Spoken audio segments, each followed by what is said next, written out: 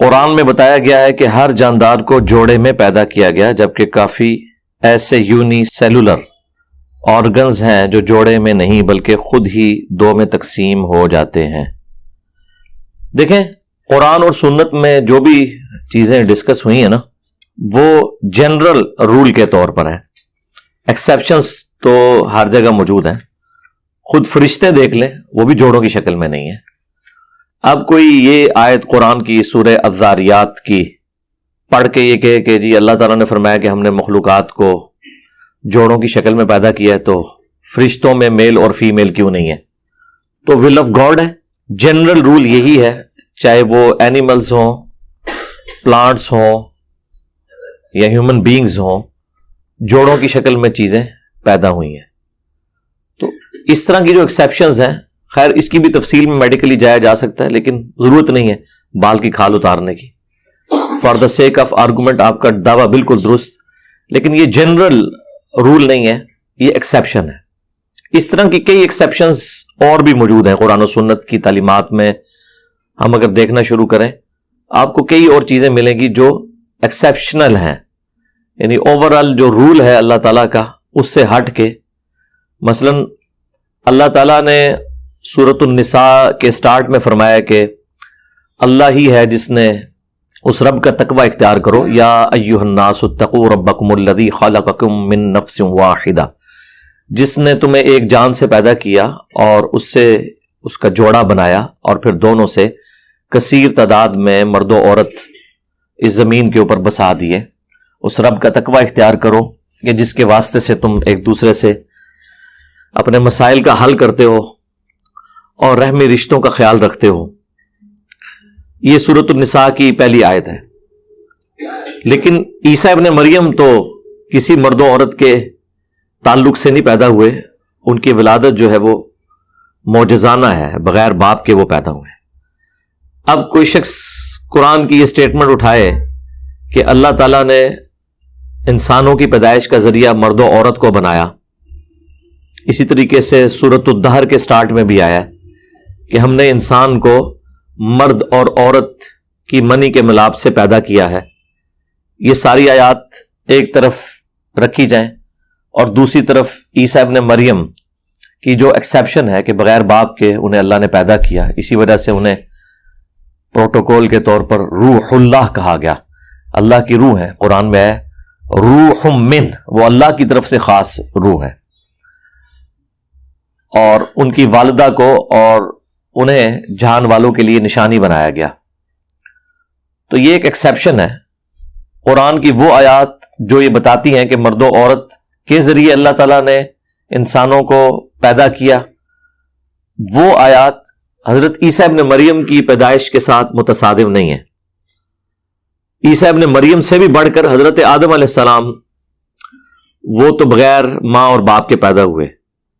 یہ اللہ تعالیٰ کی ایک خاص حکمت تھی، اور یہ سارے معاملات آگے چلے۔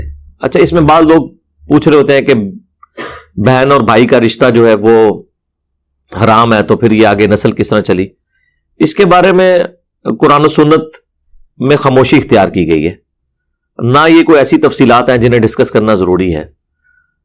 بہن اور بھائی کے رشتے کی جو حرمت ہے وہ اس لیے ہے کہ اللہ تعالیٰ نے فرمایا، اگر اللہ تعالیٰ اس کی اجازت دیتا تو یہ بھی حرمت کوئی نہ ہوتی۔ جس طرح کہ بنی اسرائیل کے اندر اس چیز کی اجازت تھی کہ کوئی مرد دو بہنوں سے اکٹھا نکاح کر سکتا ہے، لیکن سورۃ النساء میں اللہ تعالیٰ نے منع فرما دیا۔ جو حرمت والے رشتے گنوائے ہیں ان میں سے ایک یہ ہے کہ بیک وقت دو بہنوں کے ساتھ نکاح نہیں کیا جا سکتا۔ آلٹرنیٹیولی ضرور ہو سکتا ہے، ایک وقت میں دو عورتیں عقد میں نہیں آ سکتی۔ اور اسی کی ایکسٹینشن پھر نبی الاسلام نے فرمائی ہے، بخاری مسلم دونوں میں حدیث ہے۔ قرآن میں تو اتنا ہی ہے کہ دو بہنیں ایک عقد میں نہیں آ سکتی، لیکن بخاری مسلم میں نبی الاسلام نے اس کی ایکسٹینشن اس اعتبار سے فرمائی کہ پھوپھی کو اور اس کی بھتیجی کو ایک جگہ پہ جمع نہیں کیا جا سکتا۔ اور اسی طریقے سے اس کا ایک فارمولہ آپ سمجھ لیں، ہر وہ دو عورتیں جن میں سے اگر کسی ایک کو مرد تصور کر لیا جائے اور ان کی آپس میں شادی نہ ہو سکتی ہو تو وہ دو عورتیں کسی ایک مرد کے ہاں جمع نہیں ہو سکتی. مثلا قرآن میں آیا کہ دو بہنیں ایک مرد کے اندر جمع نہیں ہو سکتی. تو دو بہنوں میں سے اگر ایک کو مرد تصور کر لیں تو یہ آپس میں کیا رشتہ بنا؟ بہن اور بھائی کا. تو کیا بہن بھائی کی شادی ہو سکتی ہے؟ نہیں. اب یہ ایک جنرل رول ہے. اسی طریقے سے پھوپھی اپنے بھتیجے کے ساتھ یا بھانجے کے ساتھ شادی کر سکتی ہے کیا؟ نہیں. تو بس بھتیجی اور بھانجی اور وہ پھوپھی کسی ایک مرد کے اندر بھی جمع نہیں ہو سکتے. اسی طریقے سے کیا چچا اور بھتیجی کی شادی آپس میں ہو سکتی ہے؟ نہیں ہو سکتی. بس اس طریقے سے اب خالہ ہے یا پھوپھی ہے اور جتنے رشتے ہیں ان کے جن رشتوں کے ساتھ حرمت والا معاملہ بنتا ہے وہ دونوں ایک مرد کے اندر جمع نہیں ہو سکتے. تو یہ اللہ تعالیٰ نے ایک رول کے طور پر. اب رہ گیا کہ شروع میں کیسے نسل چلی. اس میں اہل تشیع کے ہاں روایتیں ملتی ہیں کہ آسمان سے کوئی اسپیشل عورتیں نازل کی گئیں جن سے آگے نسل چلی. اہل سنت کے ہاں اس طرح کی کوئی روایت ملتی نہیں ہے. اور شیعہ کے ہاں بھی جو روایتیں ہیں وہ کوئی اللہ اور اس کے رسول کے ریفرنس سے نہیں ہیں بلکہ ان کی اپنی جو روایات چل رہی ہیں اس کانٹیکسٹ میں. ورنہ اگر یہ اتنا کوئی ضروری ٹاپک ہوتا تو قرآن میں ایڈریس ہو جاتا.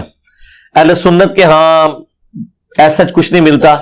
البتہ جو شروع کے مفسرین ہیں انہوں نے جو اسرائیلی روایتیں ہیں ان سے رزلٹ نکالا ہے کہ صبح کے وقت جو جوڑا ہوتا تھا ایک مرد و عورت کا حضرت آدم اور سیدہ حوا علیہم السلام کے ہاں، اور شام کے وقت جو جوڑا ہوتا تھا ان کا کراس کروایا جاتا تھا. یہ بنی اسرائیل کی روایتیں ہیں، یعنی قرآن و حدیث میں کہیں نہیں ملتا. یعنی صبح کے وقت جو لڑکا پیدا ہوا اس کی شادی شام کے وقت جو لڑکی ہے اس کے ساتھ. اور اسی کانٹیکسٹ میں وہ کہتے ہیں وہ قابیل اور حابیل کی آپس میں جو لڑائی ہوئی، حالانکہ قرآن نے اس لڑائی کی وجہ اس طریقے سے کھول کر بیان نہیں کی، صرف اتنی کی ہے سورہ المائدہ کے اندر کہ ایک نے نظر پیش کی اللہ کے ہاں وہ قبول ہو گئی، دوسرے کی قبول نہیں ہوئی. ان کی آپس میں جیلسی فیکٹر تھا جس کی وجہ سے قابیل نے حابیل کو قتل کر دیا. حضرت آدم علیہ السلام کے دو بیٹے تھے. اور یہ سارے کا سارا معاملہ پھر آگے قتل و غارت والا جو ہے وہ اسی کے سر پہ. بخاری مسلم میں حدیث ہے جب بھی کوئی کسی کو اس طرح ناحق قتل کرتا ہے تو اس کا عذاب اس پہلے قاتل کے اوپر بھی ہوتا ہے جس نے اس سارے معاملے کو آغاز کے طور پر کیا تھا.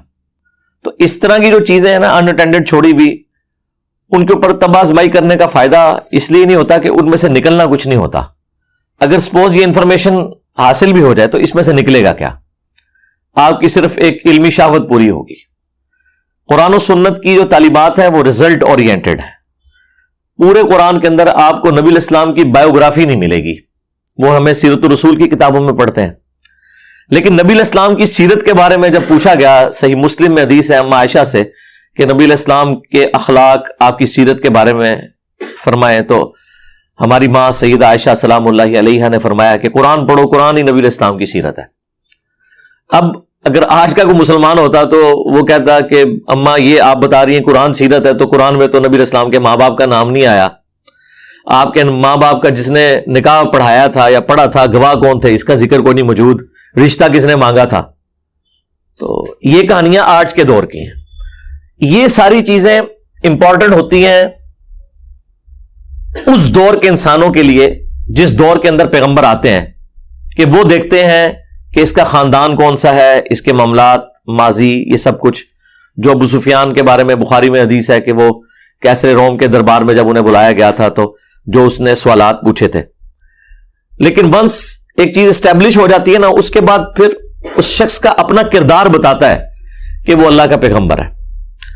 آج کے دور میں ہمیں اس سے کوئی غرض نہیں ہے کہ نبی علیہ السلام بنو ہاشم میں آئے، کیونکہ ہم نہ تو بنو ہاشم کے بارے میں کوئی جانتے ہیں، نہ ہماری کوئی ان کے ساتھ لین دین ہے یا کوئی آبزرویشن ہے.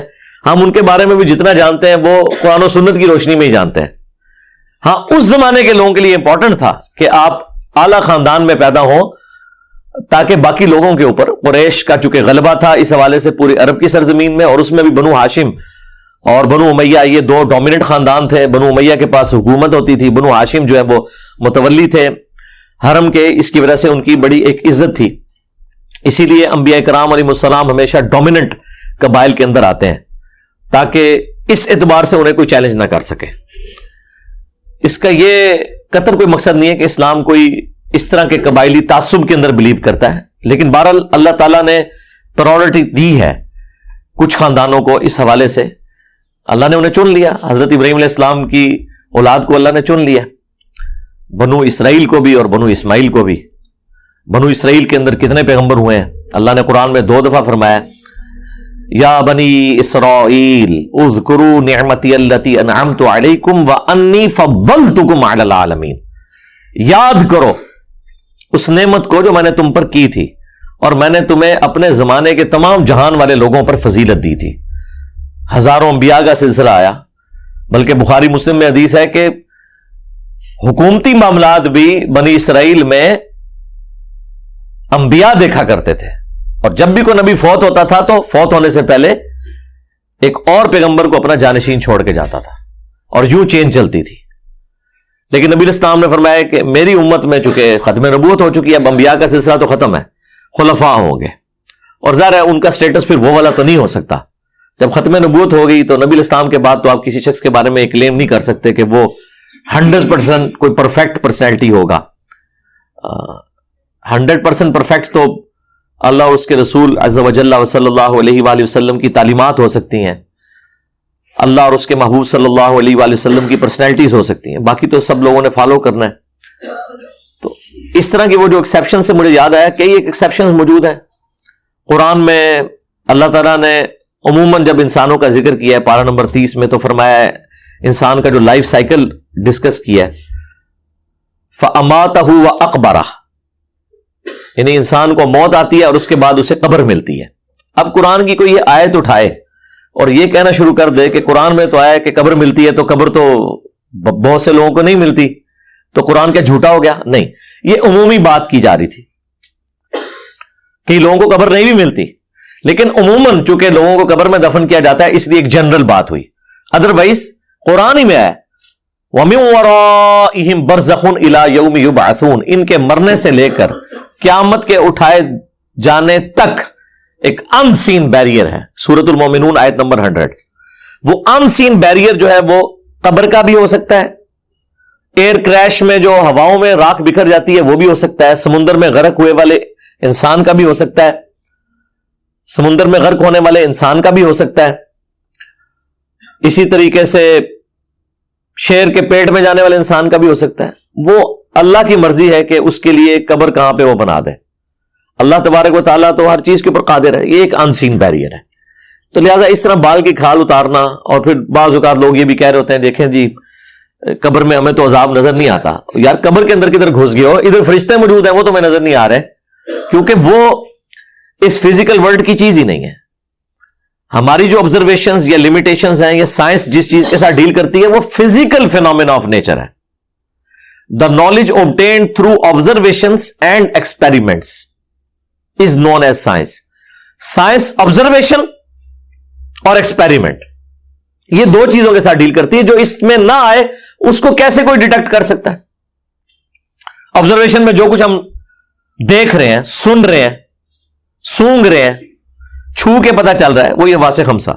اور ایکسپیریمنٹ جو چیزیں ہم آبزرو نہیں کر سکتے ایکسپیریمنٹ سے انہیں محسوس کر لیتے ہیں. مثلا یہ جو ہم موبائل فون یوز کر رہے ہیں اب یہ کس طرح ورکنگ کر رہا ہے, کس طرح یہ سگنلز چلتے ہیں, الیکٹرو میگنیٹک ویوز, یہ کسی نے نہیں دیکھی. الیکٹرو میگنیٹک ویوز کسی نے نہیں دیکھی. تاروں میں چلتا ہوا کرنٹ کسی نے نہیں دیکھا. جنہوں نے کرنٹ دریافت کی ہے اور آج دنیا کو رہنے کے قابل بنا دیا الیکٹریسٹی کی برکت سے, ان کا بھی دعویٰ نہیں کہ ہم نے دیکھی ہے, بس انہوں نے ایکسپیریمنٹس کے ذریعے یہ چیز آبزرو کی ہے کہ الیکٹران کی موومنٹ کی وجہ سے یہ کرنٹ فلو کرتا ہے اور یہ ساری چیزیں. لیکن آبزرویشن میں تو آ گئی نا چیز. تو جو چیز آبزرویشن میں آ جائے وہ بھی سائنس ہے. فرشتے جو ہیں وہ چونکہ اس فزیکل ورلڈ کی چیز نہیں ہے, نہ وہ آبزرویشن میں آئیں گے نہ ایکسپیریمنٹ میں آئیں گے. کچھ چیزیں ایکسپیریمنٹ میں آئیں گی, جس طرح یہ الیکٹرانک کی جتنی چیزیں چاہے ہم آبزرو نہ بھی کریں لیکن ایکسپیریمنٹ میں آتی ہیں, اور کچھ چیزیں ہم آبزرو کر لیتے ہیں. فرشتوں کو آپ نہ آبزرو کر سکتے ہیں نہ ایکسپیریمنٹ کر سکتے ہیں. ہاں اللہ تعالیٰ کبھی کوئی دکھانا چاہے کوئی غیر معمولی واقعہ تو ایک الگ بات ہے. ادروائز بخاری مسلم میں حدیث ہے جہاں لوگ اللہ کے ذکر کے لیے جمع ہوتے ہیں, اور مسلم کے الفاظ ہیں قرآن کی تعلیم کے لیے, قرآن سیکھنے اور سکھانے کے لیے, اور اس کی تدریس کے لیے. سیکھنے سکھانے سے مراد صرف الف با تا نہیں ہے, اس سے مراد اس کی تدریس بھی ہے, اس میں جو تعلیمات ہے. تو فرشتے ایسی مجلس کو ڈھانپ لیتے ہیں, لیکن یہ کوئی آبزرو نہیں کر سکتا کہ فرشتوں نے ڈھانپا ہوا ہے. ایون صحیح مسلم میں آتا ہے کہ ایک صحابی سورۃ الکہف کی تلاوت کر رہے تھے, تو وہ کہتے ہیں میں نے جب تلاوت شروع کی تو ایک بادل سا نمودار ہوا, اور وہ اتنا قریب آیا میرا گھوڑا بھی بدک گیا. پھر جب میں تلاوت روکتا تھا وہ پیچھے ہو جاتا تھا, اور یہ مسلسل سلسلہ جاری رہا. انہوں نے اللہ کے نبی علیہ السلام کو آ کے عرض کیا, تو نبی علیہ السلام نے فرمایا فرشتے سننے کے لیے آئے تھے. لیکن وہ صحابی کو فرشتے نظر نہیں آئے, وہ بادل کی شکل میں ایک بیریئر کے طور پر چیز نظر آئی. ہاں فرشتے انبیاء کرام کو نظر آتے ہیں, یا کبھی کوئی فزیکلی, جس طرح بخاری مسلم میں آیا حضرت جبرائیل علیہ السلام انسانی شکل میں آئے, اور وہ نبی علیہ السلام کی مجلس میں چلتے ہوئے سفید کپڑوں میں گھٹنوں کے ساتھ گھٹنے ملا کے, نبی علیہ السلام دوزانوں بیٹھے تو آمنے سامنے آ کے گھٹنے جوڑ کے بیٹھ گئے. اب اس طرح کا اتنی فرینکنس تو حضور کے ساتھ کسی کی بھی نہیں تھی, اور صحابہ کرام کہہ رہے ہیں ہم اس بندے کو دیکھ کے یہ سوچ رہے ہیں یہ بندہ کہاں سے آیا ہے, یہ ادھر کا رہنے والا بھی نہیں ہے, اور اگر یہ آؤٹ سائڈر ہے تو اس کے جسم کے اوپر کوئی سفر کے اثرات بھی نہیں ہے. اس زمانے میں جو کوئی سفر کر کے آتا تھا تو لگ پتا جاتا تھا, یہ تو نہیں تھا کہ ایئر کنڈیشن گاڑی میں آیا کوئی.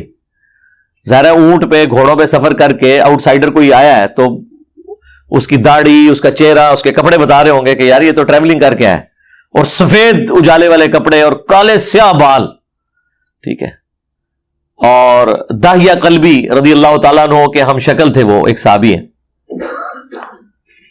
اور پھر حضور سے آگے سوالات کرتے ہیں, یا رسول اللہ ایمان کے بارے میں بتائیں, اسلام کے بارے میں بتائیں. یہ بخاری میں بھی حدیث ہے, مسلم کی پہلی حدیث یہی ہے مقدمے کے بعد, 93 نمبر جو حدیث ہے, پہلی 92 روایات تو مقدمے کے اوپر ہے. تو اس طرح مختلف سوالات وہ کرتے ہیں, حدیث جبرائیل اسے کہا جاتا ہے. جب وہ واپس چلے جاتے ہیں تو نبی علیہ السلام فرماتے ہیں صحابہ سے کہ یہ حضرت جبرائیل علیہ السلام تھے اور تمہیں دین سکھانے آئے تھے. یعنی دین اس طرح سکھانے آئے تھے کہ جو سوالات صحابہ کرام کو بنیادی سوالات کرنے چاہیے تھے حضور سے, وہ انہوں نے آ کے کیے تاکہ دین کی بنیادیں کلیئر ہوں. ایمانیات کیا ہے, اسلام کیا ہے, قیامت کے بارے میں, تقدیر کے بارے میں کیا عقیدہ ہونا چاہیے, ساری کی ساری چیزیں. تو یہ چیزیں کبھی کبھار نبیوں کی موجودگی میں اللہ تعالیٰ آبزرو کروا دیتا ہے. لیکن اب یہ نہیں ہے کہ وہ حضرت جبرائیل علیہ السلام جو نظر آئے ہیں, جہاں کہیں بھی اس شکل کا بندہ نظر آئے گا تو حضرت جبرائیل ہی ہوں گے. وہ پہلی اور آخری دفعہ اسی شکل میں آیا ہے. اب آندہ اگر دنیا میں آتے ہیں کس شکل میں کوئی نہیں بتا سکتا. یہ وہ چیزیں جو آپ آبزرو نہیں کر سکتے, اس کا فریم آف ریفرنس بالکل ڈیفرنٹ ہے. لہذا ایمانیات کے حوالے سے آپ کا کانسیپٹ کلیئر ہونا چاہیے. قرآن کے پہلے صفحے پہ ہی الذین یؤمنون بالغیب آیا ہے, جو بغیر دیکھے ایمان رکھتے ہیں. کیونکہ کئی چیزیں جو ہم نے نہیں دیکھی ہوئی, کچھ چیزیں ہم نے دیکھی ہوئی ہیں جو اللہ تعالیٰ ہمیں دکھا دیتا ہے زمین و آسمان میں, جو اللہ کی قدرت کے کرشمے ہیں, بارش کا برسنا, کھیتیوں کا اگنا, درختوں میں پھلوں کا لگنا. لیکن کئی چیزیں ہمیں آبزرویشن میں نہیں آتی ہیں. فرشتے ہو گئے وہ ہماری آبزرویشن میں نہیں ہیں, اور باقی معاملات, عذاب قبر ہے, آخرت نہیں دیکھی کسی نے, مستقبل میں ہونے والے واقعات. تو اس طرح قرآن میں جتنی چیزیں ہیں وہ آپ نے قرآن کو ٹوٹیلٹی میں لینا ہے. ایک پورا مقدمہ بیان ہو رہا ہوتا ہے, پک اینڈ چوز نہیں ہوتا. آپ کے تمام والے اہل سنت کی کتابوں سے ہوتے ہیں, اہل تشیع کے حوالہ جات. یہ کافی دفعہ سوال ہوا ہے, میں بے شمار دفعہ اس کا جواب دے چکا ہوں.